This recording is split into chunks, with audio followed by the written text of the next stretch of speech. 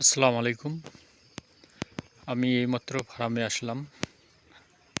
আকাশের আবহাওয়া তেমন একটা ভালো না। বাতাসটা খুবই শীতল।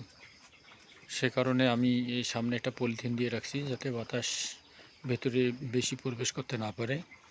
ওপর দিয়ে ফাঁকা রাখছি, পেছনের পর্দাটাও একটু ফাঁকা করে আমি দিয়েছি। এক সাইড পর্দা ফালাইছি, অপর সাইডটি খোলাই দেওয়া হয়েছে। এখন আমরা ভেতরে ঢুকবো। ভেতরে প্রবেশ করলাম। এখন আপনারা দেখতেছেন আবহাওয়া ঠান্ডা থাকার কারণে একটু ঝিমঝিম ভাব। এ কারণে পর্দা আমি ফালাই দিয়েছি।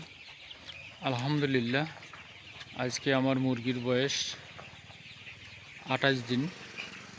আল্লাহর রহমত মোটামুটি ভালোই রয়েছে। তো ঝিমানোর জন্য আমার মনে হয় বাতাসটাই বেশি সমস্যা করছে।